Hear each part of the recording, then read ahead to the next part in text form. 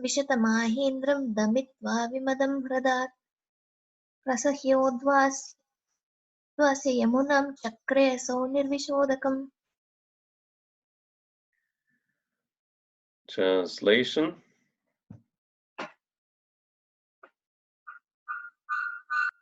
I can do the translation, Maharaj. Yeah. Krishna chastised the most poisonous serpent, Kalya, and after humbling him, he drove him forcibly from the lake of the Yamuna. In this way, the Lord made the water of that river free of the snake's powerful poison. Okay. So Kalya,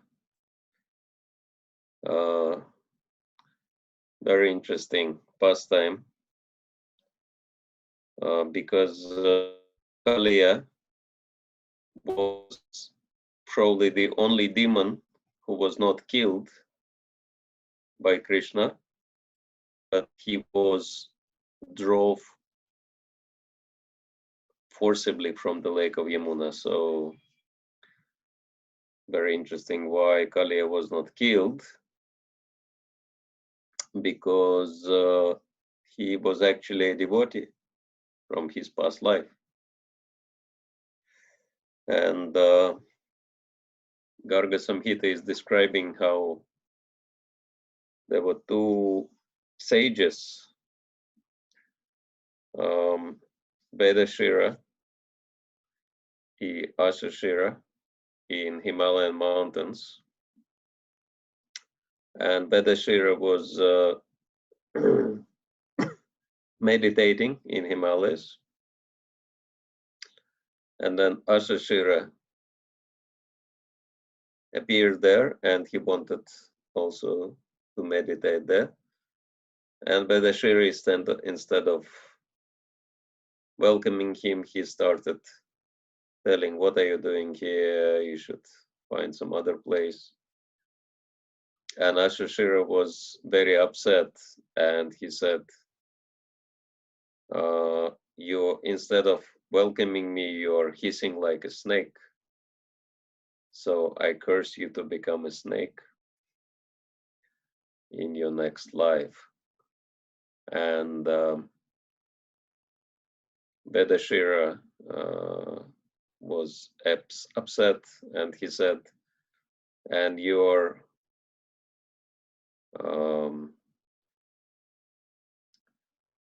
shouting at me like a crow, so you become a crow in your next life." So they cursed each other, and all these curses, they became realized, and so Vedashira became Kaliya, and Ashashira became the crow in Lord Ramachandra's pastimes, Bhushandi, Kaka Bhushandi. And so Kaliya actually lived in Yamuna for a very long time. And so he chose this one lake connected to the Yamuna. And he lived there. It says that he constructed the whole city under the water. He had mystical powers. He could convert water into solid elements somehow. And but he was very poisonous, and he was putting his poison into the lake. And as a result, no one could survive. It says that even the birds which were flying over that lake adjoining Yamuna, they were dying because of the poisonous vapors coming from the water. And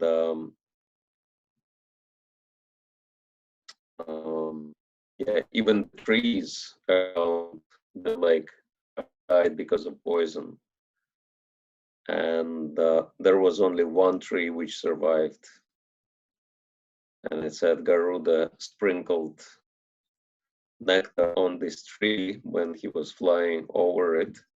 the nectar from demigods, and because he knew that Krishna will come in future and perform his pastimes. And Kaliya took shelter in that lake because Saubhari Muni cursed Garuda. Actually, Garuda was the greatest enemy of all snakes, and Garuda could fight with any and kill any snake, including Kaliya. So Kaliya challenged Garuda one time, and Garuda nearly killed him. And Garuda was afraid of Kaliya. And in that particular location, there was Saubhari Muni, and he saw Garuda catching fish in Yamuna, and he cursed Garuda that if you come again, you will die. And even though the curses could not affect such powerful devotee of the Lord, but just out of the respect for the sage, Garuda stopped coming to Yamuna. But then Kaliya learned about it, that Garuda can never come to that part. And so Kaliya went there to take shelter of this part of Yamuna. And then he started poisoning the water. And as we know, when Krishna and his friends and the cows came to drink the water from Yamuna, Krishna didn't come to drink, but all of them, they drank water at the same time, and they all died immediately. And Krishna became very upset, but then he cast his merciful glance upon them, and they all came back to life. But they felt like they were just asleep, and they woke up. And then Krishna decided to chastise Kaliya. As we know, he jumped into the lake, challenged Kaliya, danced on his hoods, and beat him into submission until Kaliya apologized for his misbehavior, and Krishna spared his life, but he said, you have to leave. And Kaliya said, but if I leave, Garuda will kill me, because this is the only place where he doesn't come. And Krishna said, don't be afraid of Garuda, because I danced on your heads. Garuda will see the marks of my footprints on your head and forehead. So he will not touch you, because he will recognize you as a devotee. So Kaliya was very lucky. He got natural tilak on his head, Krishna's footprints. And then it said Garuda went very far away, and Prabhupada actually says Garuda went to Fiji, and he lives there even today, living participant of Krishna's pastimes. And in terms of the Anartha, Kaliya represents cruelty and envy.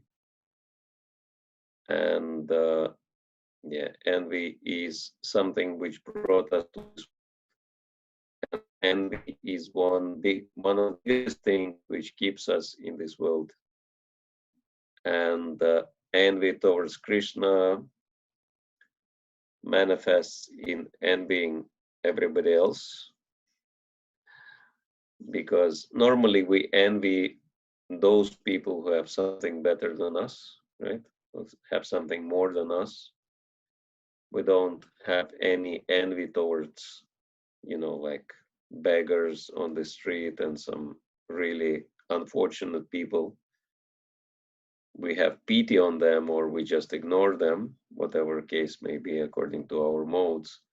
But if someone has something better than us or something more than us, someone maybe has higher position in the society or more wealth or more fame, more popular than us, or maybe more beautiful, or more knowledgeable, or maybe even more renounced.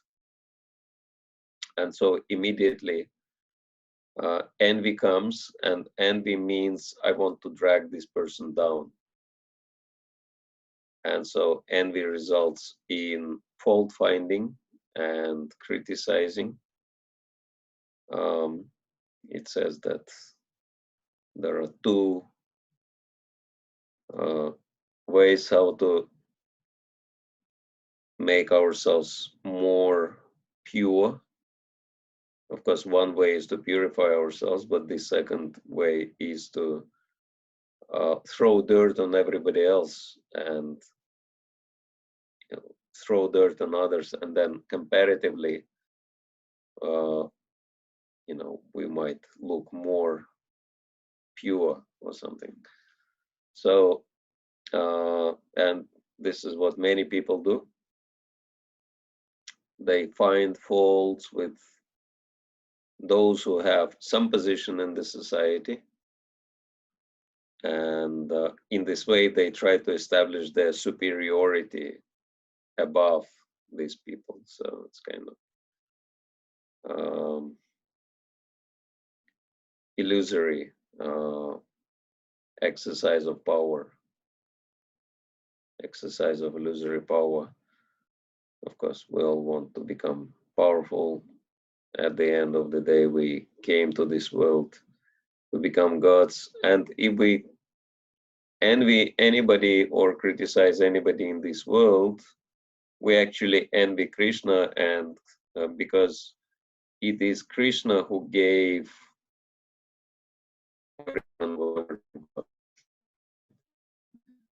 and so if we envy those people, we indirectly envy Krishna, why Krishna gave these to him or her and not me. And especially in devotee circles, when this fault-finding mentality becomes prominent, then we might envy and criticize those devotees who contribute very seriously to the spreading of the holy name, and it turns into the first offense of the holy name, and it really causes our downfall. But unfortunately, despite of all the warnings in Prabhupada's books, there are some devotees who still indulge in this anartha, and with their fault finding and criticizing, they poison other people.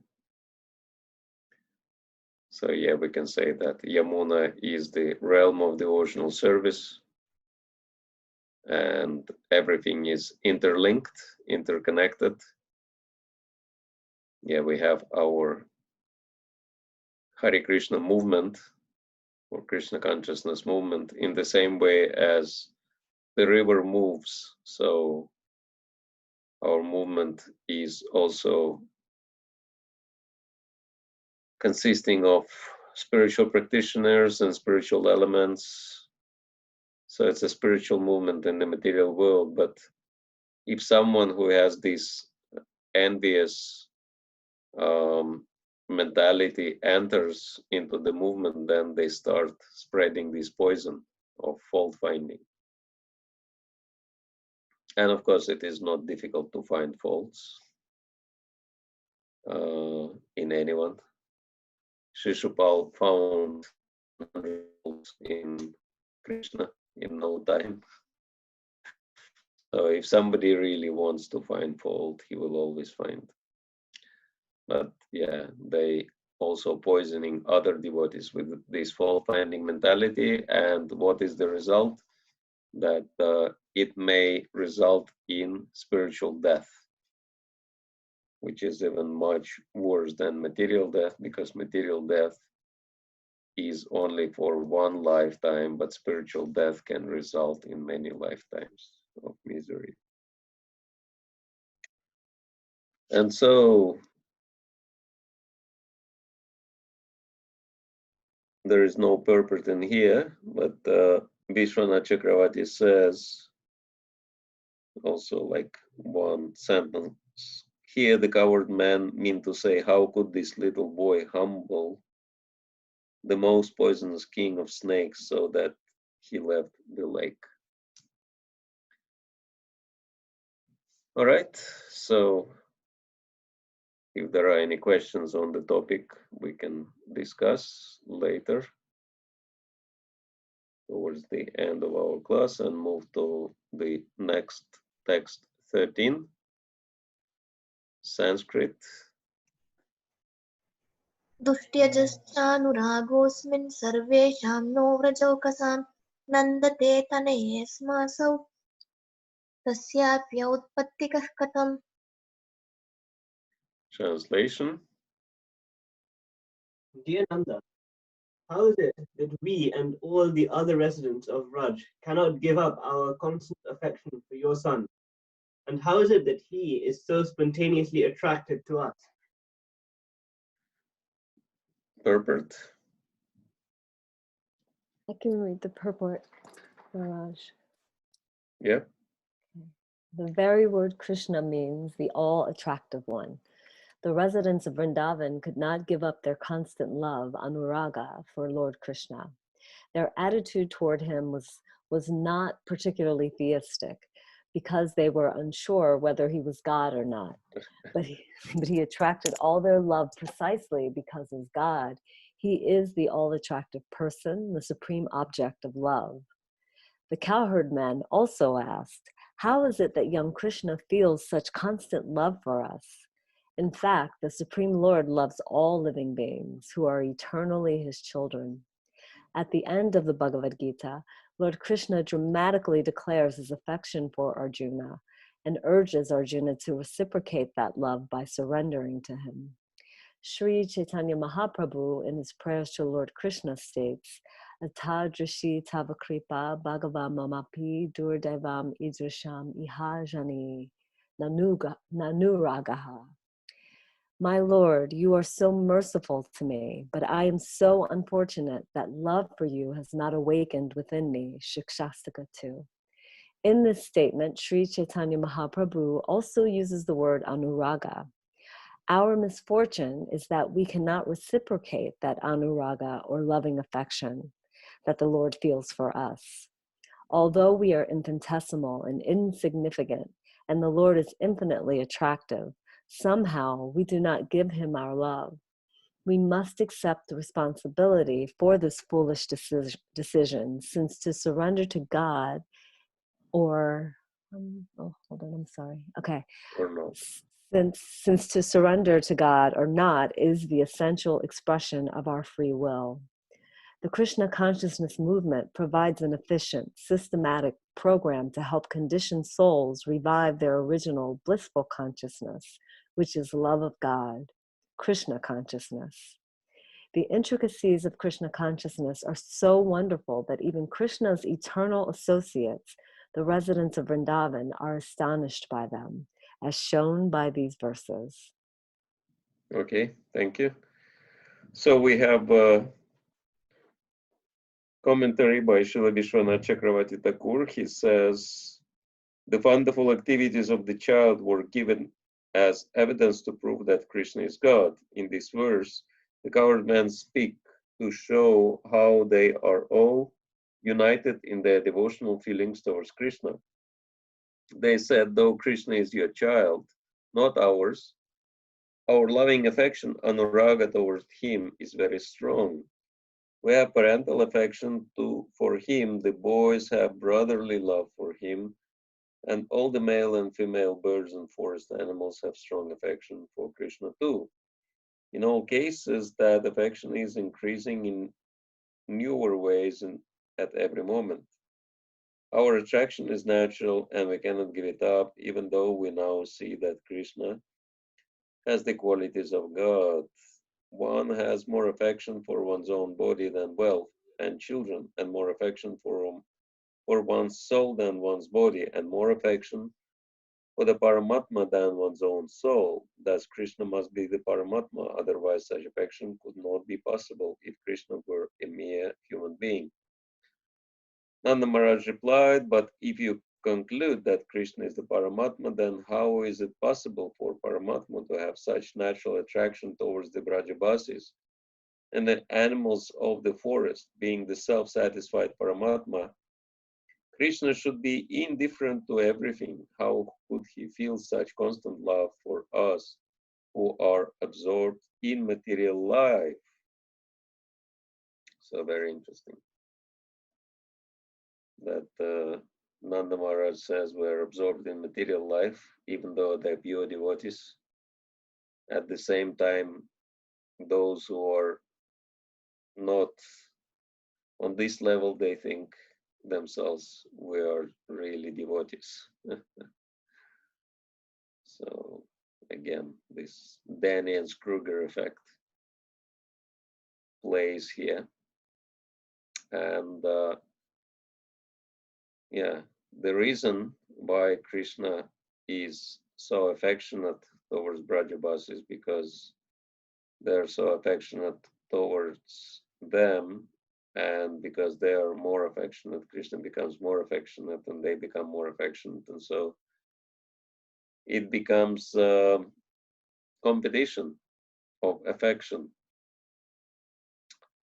And it never stops, because in the spiritual world, everything is increasing. Ananda Mudi Vardhanam. So yeah, they are wondering why their affection towards Krishna is so strong.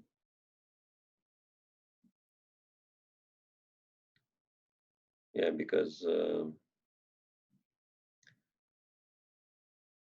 our affection for the body is not as strong as our affection for the soul. Actually, we become attracted by the soul. My spiritual master gave an example that young man becomes attracted by young woman, and he's thinking he is attracted by her body. But if the soul leaves the body, he loses interest in the body, right? That body nobody wants to keep around, people trying to get rid of it as soon as possible. You know, either bury or burn, do something with it, right? Because, yeah, the soul is attracting. Unfortunately, in the material world, due to the influence of illusion, no one can understand this, that they're attracted by the soul. But then Paramatma, Supreme Lord, he is the greatest soul, and naturally, for this reason, he becomes attracted, more attractive than individual souls. So they came to the conclusion that if they are so attracted, he must be the greatest soul, the Supreme Lord. And his activities are showing that. So, but Nanda Maharaj has very humble attitude towards himself. He says, how can the Supreme Soul, Supreme Lord, come here and live with us and share so much affection with us? We are not really qualified. But actually they are the most qualified due to their simplicity and devotion towards Krishna. Let's read on text 14.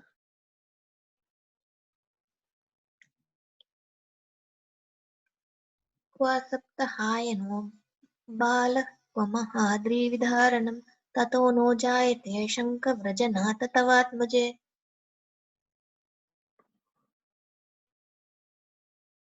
Translation?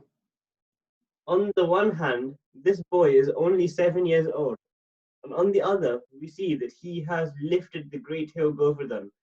Therefore, O King of Raj, a doubt about your son arises within us. Yeah, interesting, right? On one hand, he's only 70 years old, but on the other hand, he has little pinky by which he lifted huge mountain and held it for 7 days. So they couldn't figure it out. And Vishwanath Chakravarti Thakur says the coward men have already described Krishna's holding up Govardhan hill, but they repeat this description again in this verse because of their astonishment. So they really want an explanation, right? And they will not stop talking about this topic until they get satisfactory explanation, which they expect from Nanda Maharaj. And so in the next verse, Nanda Maharaj starts speaking Sanskrit. श्रीनन्द उवाच श्रूयतां मे वचो गोपा व्येतु शङ्का च वोर्भके एनं कुमारमुद्दिश्य गर्गो मे यद् उवाचः. Translation. Nanda Maharaj replied, O cowherd men, just hear my words and let all your doubts concerning my son be gone. Some time ago, Garga Muni spoke to me as follows about this boy. Purport. Srila Sridhar Swami comments, the words previously heard from Gargacharya awakened Nanda Maharaj to the truth about Krishna, and thus by Nanda's constantly remembering his activities, all thoughts about their being impossible ceased in him. Now he is instructing the cowherd men with these same words. Okay, so he's sharing the secret told him by Garga Muni, Gargacharya. And Vishwanath Chakravarti Thakur says, Nanda Maharaj said, I will relieve your doubts by reciting what I heard from Garga Muni. Due to my past pious activities, Lord Narayan had entered my son to mercifully deliver me from danger. And he's actually correct, because Krishna is the source of all incarnations of the Supreme Lord. So yes, Lord Narayan enters and exits from Krishna because Krishna is Prabhavaha, Aham Sarvasya Prabhava, as Bhagavad Gita says. He is the origin of everything. So it's quite correct to say that Lord Narayan entered Krishna. 16. वर्णाश्रय किलायासन् गृह्णतोऽनुयुगं तनूः शुक्लो रक्तस्तथा पीत इदानीं कृष्णतां गतः. Garga Muni had said, your son Krishna appears as an incarnation in every millennium. In the past, he assumed 3 different colors, white, red, and yellow. And now he has appeared in a blackish color. This and the next 6 verses, 17 through 22, are taken from the 8th chapter of this canto, in which Garga Muni instructs Nanda Maharaj about Nanda's son Krishna. The translations found herein for these verses are based on those of His Divine Grace, A.C. Bhaktivedanta Swami Prabhupada. In chapter 8, where the verses originally appear, the reader will find extensive purports by Srila Prabhupada. Okay, so it's interesting. Nanda Maharaj verbatim repeats these 6 verses as he heard them from Garga Muni. Pretty good memory he has, right? Would you be able to repeat verbatim something somebody told you 7 years ago? But Nanda Maharaj is doing that. And so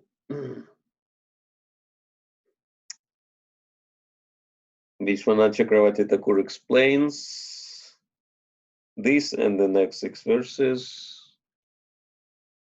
are taken from the chapter of this canto in which Gargamuni instructs Nanda Maharaj about Nanda's son Krishna. So it's exactly his purport, his commentary. Next, 17. प्रागयं वासुदेवस्य क्वचित् जातस्तवात्मजः वासुदेव इति श्रीमान् अभिज्ञः सम्प्रचक्षते. For many reasons, this beautiful son of yours sometimes appeared previously as the son of Vasudev. Therefore, those who are learned sometimes call this child Vasudev. All right. 18.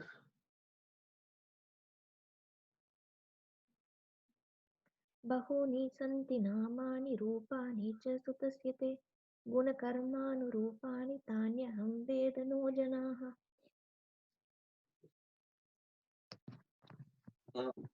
For this son of yours, there are many forms and names according to his transcendental qualities and activities.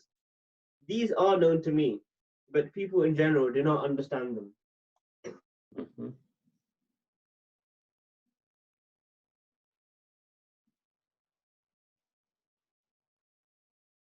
Next. एष वः श्रेय आदास्यात् गोपगोकुलनन्दनः अनेन सर्वदुर्गाणि यूयं मञ्जस्तरिष्यत. To increase the transcendental bliss of the cowherd men of Gokul, this child will always act auspiciously for you, and by his grace only, you will surpass all difficulties. Okay. 20. पुराणेन व्रजपते साधवो दस्युपीडिताः अराजके रक्ष्यमाणा जिज्ञुर्दास्युन् समेधिताः. O Nanda Maharaj, as recorded in history, when there was an irregular, incapable government, Indra having been dethroned, and when honest people were being harassed and disturbed by thieves, this child appeared in order to curb the rogues and to protect the people and enable them to flourish. Okay. Same thing what Bhagavad Gita explains. Sanskrit. एतेऽस्मिन् महाभागे प्रीतिं कुर्वन्ति मानवाः नारयोऽभिभवन्त्येतान् विष्णुपक्षानि वासुराः. Demons cannot harm the demigods, who always have Lord Vishnu on their side. Similarly, any person or group attached to all auspicious Krishna cannot be defeated by enemies. Purpose. Srila Prabhupada has especially indicated in this connection that just as Lord Krishna's associates could not be defeated by Kamsa, so his modern-day devotees will not be defeated by their demoniac opponents, nor will the Lord's devotees be defeated by the internal enemies, the lusty, materialistic senses. Very interesting. Next, text 22. तस्मान्नन्दकुमारोऽयं Narayan समो गुणैः श्रिया कीर्त्यानुभावेन तत्कर्मसु न विस्मयः. Translation. Therefore, O Nanda Maharaj, this child of yours is as good as Narayan. In his transcendental qualities, opulence, name, fame, and influence, he is exactly like Narayan. Thus, you should not be astonished by his activities. Nanda here reports to the cowherd men the concluding remarks of Gargamuni, who spoke at the secret birth ceremony of Lord Krishna. And Vishwanath Chakravarti Thakur gives quite lengthy purport here. Nanda Maharaj wished to remove the present realization of Krishna's godhood, Aishwarya Gyan, and increase the understanding of Krishna as the son, brother, and friend. Therefore, in repeating Garga's words, Nanda Maharaj does not say your son, but this boy, Kumara Ayam, so that the Brajavasis would feel that Krishna was not only his son, but theirs as well. Though they have seen Krishna's phenomenal powers, they should not give up their affection and should continue to give blessings to him daily. Narayana Samaha, as good as Narayana, means that Lord Narayan's power had entered Krishna, not that Krishna was Narayan. It is just like the Surya Kanta stone, which is called thus because of some likeness to the sun. The child was not God, nor were Krishna an ordinary human, but he was someone who could perform extraordinary deeds. Interesting. Nanda Maharaj said, this great personality has come as the ornament of our family lineage. Thus, at the conclusion of his statement, Garga said, you should not be bewildered by your son's activities. Because of Krishna's wonderful activities, you should not think of him as God. You should make him the object of your compassion by blessing him to live a long life. You should not be indifferent to him. Nanda Maharaj then repeated Garga's statement. Protect him well. By removing the coward man's bewilderment, Nanda Maharaj removed the doubts. So very interesting. He's trying to convince them that Krishna is not God. And so because Nanda Maharaj is absolute authority, we should accept what he says, that Krishna is not God, Krishna is Krishna. And the fact that he is the source of all manifestations of God is secondary to the fact that he's the most wonderful person, right? And that's why Prabhupada was not calling Krishna God. He defined Krishna as the supreme personality of Godhead. So Godhead means he's above God, but he is a coward boy. Even though he's higher than any god, he's just a coward boy living in a little village and herding the cows. So that's very interesting Siddhanta of Gaudiya Vaishnavas. You know, it's like sometimes atheistic people say that everything was created in this world. So if there is God, who created God? And it becomes like very puzzling question for religious people. They cannot answer this question, but Vaishnavas can answer. Who created God? Krishna.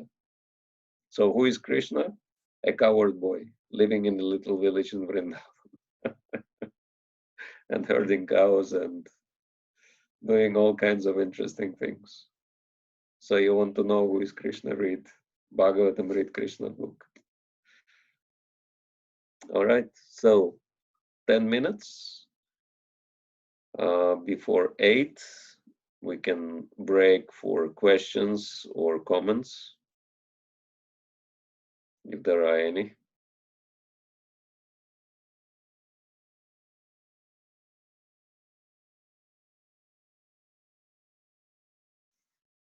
Hare Krishna Maharaj. Haribol. I was actually kind of thinking about something that you said yesterday about, which also came up today, but like that I think it was the pastime of Dhenukasura, where Dhenukasura threw Govardhan, picked up Govardhan and threw it at Krishna, threw him at Krishna, and vice versa. So one of the arguments that we have is that, you know, Krishna must be God because he picked up Govardhan Hill and obviously held him for 7 days. Obviously with a little pinky, but if a demon is powerful enough to also lift Govardhan, obviously it's not the same.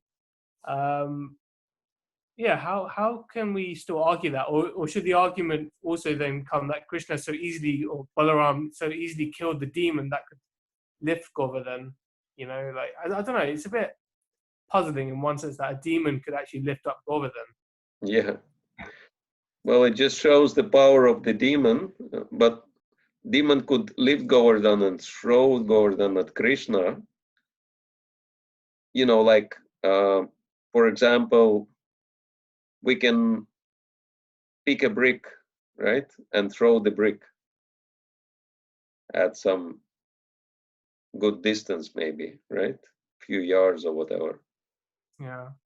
It's within our power, but can you hold a brick up for 7 days and nights? That's the question. So, you know, that no one can compare to Krishna, but it's just to enhance Krishna's pastimes that such a, you know, serious demons are fighting with Krishna, like Dhenukasura and others. Okay. Yeah. Because Krishna enjoys fighting with someone who has serious strength, and so he allows these kind of powers in demons to enhance his pastimes. Okay. Yeah, that makes sense. Thank you, Maharaj. Welcome. Hare Krishna. Hare Krishna Maharaj. Hare Krishna, Mataji. Vivek here. Just want to know that once the Nand Maharaj repeated the Garg Muni's verses and explained to the cowherd boys that what Krishna's position is, did cowherd boy after that accepted that Krishna is like equivalent to Narayan, or they were still treating him like a cowherd boy and a friend and a friend? Yeah. Yes, that the implication in here, this is how they explain it away, that Narayan gave him special powers, that Narayan entered into Krishna. And so Narayan is kind of acting through Krishna. This is how they think, because Narayan is the supreme worshipable deity. But Krishna is still Krishna. And I love Krishna for who he is, not for necessarily for what he can or cannot. Well, because there is nothing Krishna cannot do. But they love him more for who he is rather than what he is doing. Okay. Yeah. So it's like sometimes we think that residents of Vrindavan are kind of completely ignorant maybe of Krishna's supreme position. It's not like that. They have full awareness of this. Like if you, for example, read the Gopi Geet, that gopis are actually saying in there directly that we know that you're not just a son of Mother Yashoda or friend, but you are the super soul dwelling in the hearts of all living beings. So gopis, they understand who is Krishna. And actually we can understand that all the residents of Vrindavan, they understand Krishna's supreme divine position, but they don't really care about it. And the example is given is that, say, Prime Minister of the country or President of the country has mother and has, like family members, like Prabhupada gave this famous example of Lord, what was his name? English Lord. Can't remember his name now. Anyway, that, like very, very prominent personality, government leader. And some man came and wanted his audience. And he came to the meeting with him. And when he came and secretary said, this Lord is very busy. He has very important meeting. And so please wait. And then this man was waiting and waiting, and secretary stepped out of the office. And he became very curious, who is that very important person and what kind of meeting they have for such a long time. And so then he peeked through the door, and then he saw that this minister, this lord, is on the floor, and his little grandson is sitting on his neck and slapping him, and he has a horsey, go faster. So he's playing horsey with his grandson. So that was the important personality and important meeting. So it's like, such an important person, no one dares even to kind of be casual with these people, right? But those who are very close to those people, they can be very casual with them. And so that's why, even though they understand, okay, like say his son, his grandson, he knows, okay, my father, my grandfather, he's the minister in the government, but this is for other people. For me, he's my son. For me, he's my father. For me, he's my grandfather, etc. And so therefore we find that actually there is another episode in Bhagavatam where in kind of Brajabasis, they come to Nanda and Yashoda and they say, I think it happened after Govardhan Leela, that they say, it's like Krishna is very special, Krishna is very powerful, Krishna has very great position, but then you're, binding Krishna and kind of disciplining Krishna in such a way, I don't think it's a good thing to do, it's the right thing to do. And then Nanda Maharaj says, whoever Krishna is, he might be God, he might be whoever, but I'm his father, and my duty is to discipline him and train him to make sure he grows up nicely like that. So one thing doesn't cancel the other, right? It all depends on rasa relationship. But this is a very good question. Thank you. Thank you, Maharaj. Hare Krishna. So if there some more question? One question, Maharaj. Hare Yes. Krishna. Hare Krishna. When Krishna came, all the incarnations accompanied Krishna in the form, in Krishna's Yes. form. Yes. So was Krishna killing all these demons, liberating, or was it this empowered incarnation doing this? Yes, very good question. Actually, Acharyas are explaining that it is Vasudev Krishna who comes out in a sense and kills the demons. But the Krishna himself is not killing the demons. What about Balaram? Balaram, he does kill apparently directly. I haven't heard of him, but this is how I understand. Okay. And another question is, I can't remember, I've heard it a long time ago. Somebody asked Srila Prabhupada, can Krishna create something that he can't destroy or lift? Yes. It is true, is it? That I heard something right? I must have heard it years ago. Yes, how Prabhupada responded to this question? Yes, please. Yeah, he said, yes, Krishna can, because this is very kind of famous riddle that can God create a stone which he cannot lift? And someone asked Prabhupada, can Krishna create a stone which he cannot lift? Which would be so heavy even to him. And Prabhupada said, yes, Krishna can do that.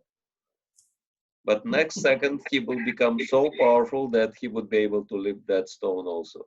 He will increase his power and lift that stone also. Okay. Brilliant. Thank you, Maharaj. You're welcome. Hare Krishna. So Prabhupada ki jai. Okay. Okay. So if there are no more questions, we actually have just few verses left till the end of the chapter, and we can finish reading it if there are no objections. Spend a few more minutes. So text 23.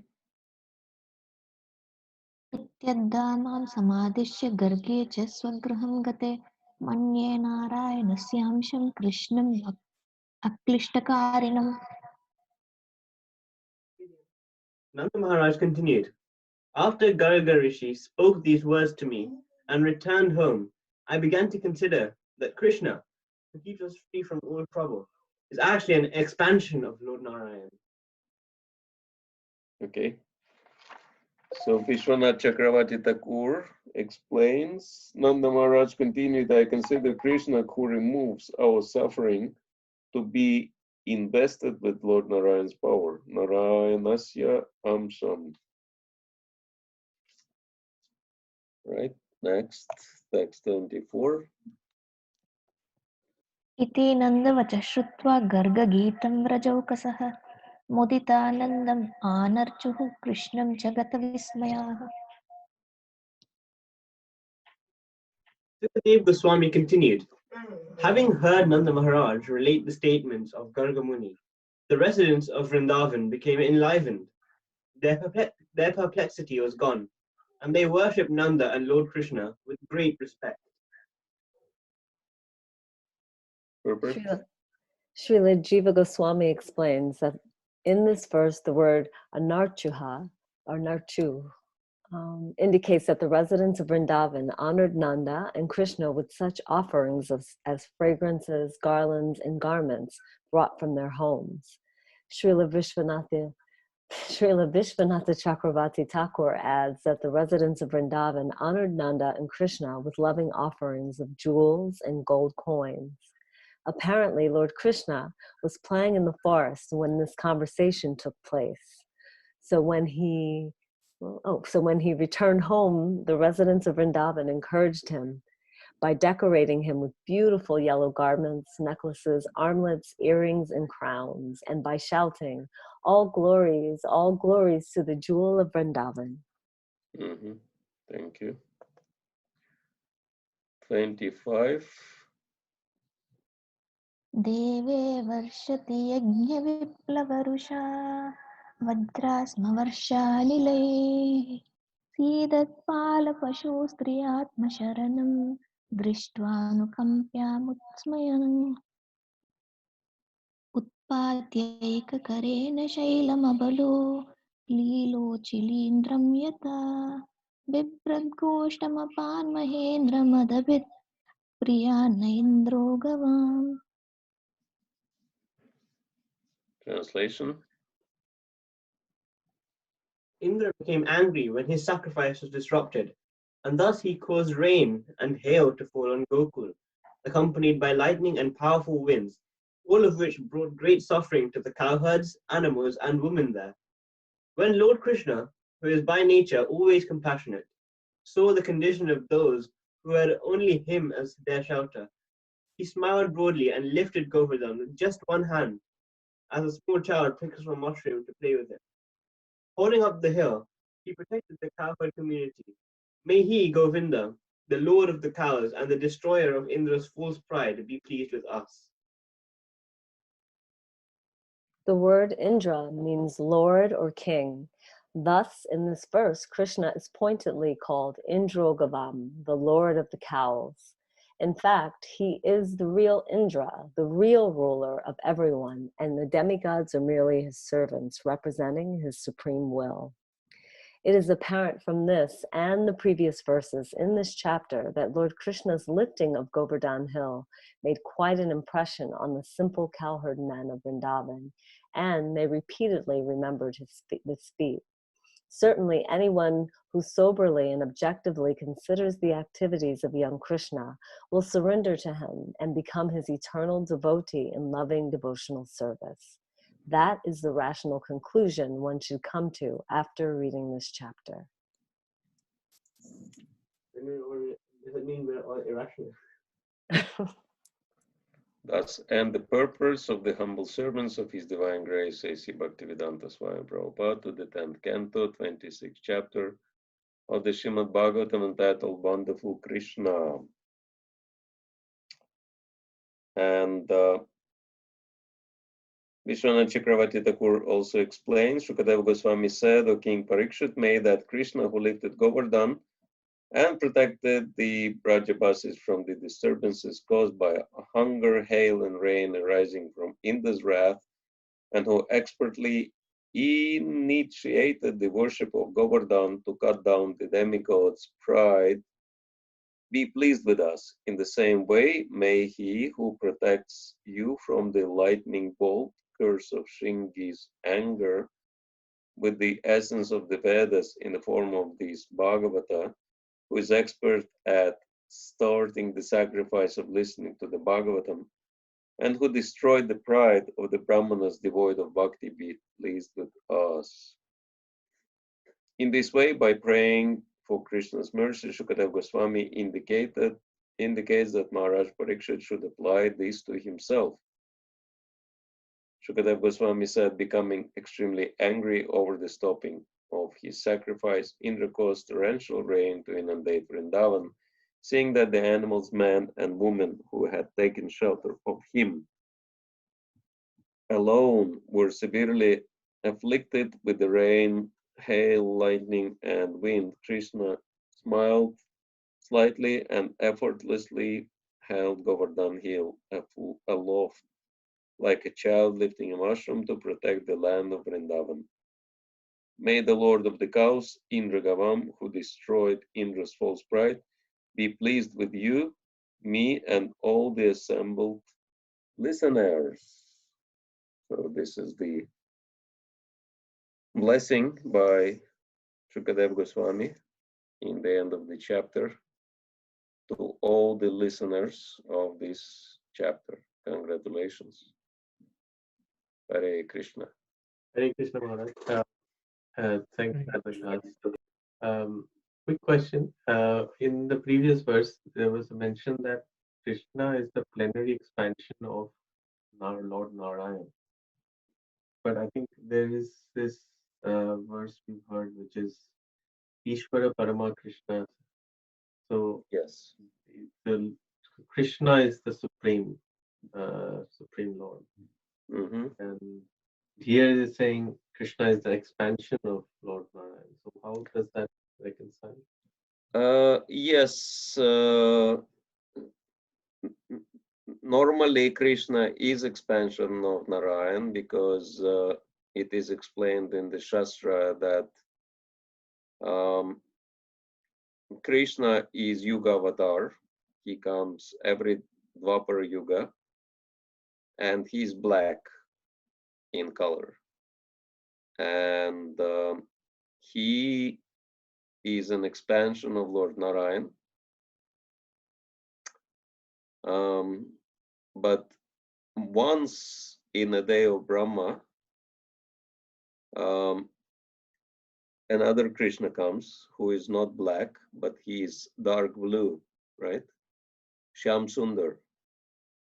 And this Krishna is exception because he is the one whom Lord Brahma glorified in Brahma Samhita, Ishvara Parama Krishna, Satchitananda Vigraha, Anadiradir Govinda Sarvakarana Karanam, that he has no, he's the Parameshwar and he has no origin, right? Anadi. So because he is the origin of everyone.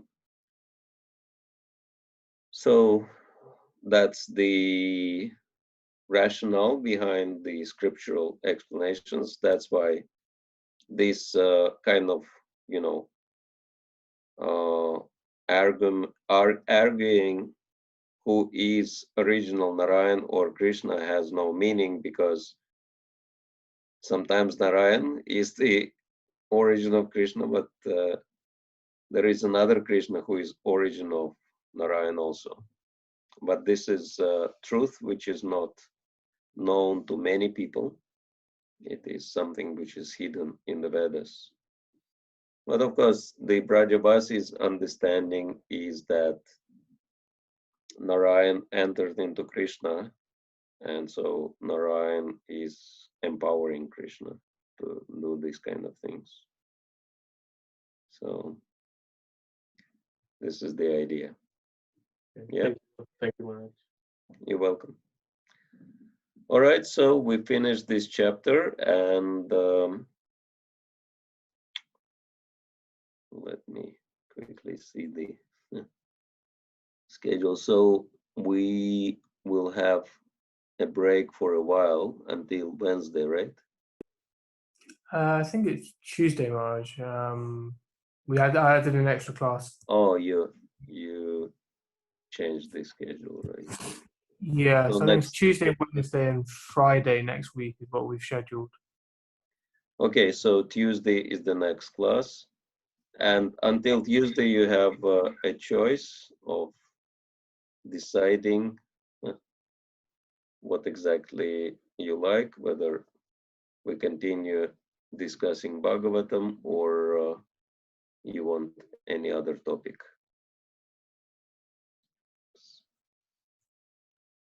Yeah, I think so. Yeah, we had one request for past as the Lord Nishingadev. I guess Okay. just given next week is obviously Nishinga Chaturdashi. Oh, that's good. Yes. Okay. Starting on Tuesday, I guess we can. oh yeah, okay. I can see. Yeah, starting from Tuesday. Actually, it's just a day before Nishingadev's appearance, right? Yeah. Okay, sure. Yeah, we can discuss Nrsinga Leela on Tuesday. All right. Thank you all very much for your kind attention, and I'll be looking forward to see you back on Tuesday. Hare Krishna. Hare Krishna, Maharaj. Stay safe and happy in Krishna consciousness, and we'll see you again. So Prabhupada ki jai. Srimad Bhagavatam ki jai. Jai Gaur Premanande. Hare Krishna. Hare Krishna. Thank you, Maharaj. Thank you. Thank you, Maharaj. Thank you. Maharaj. Thank you very much.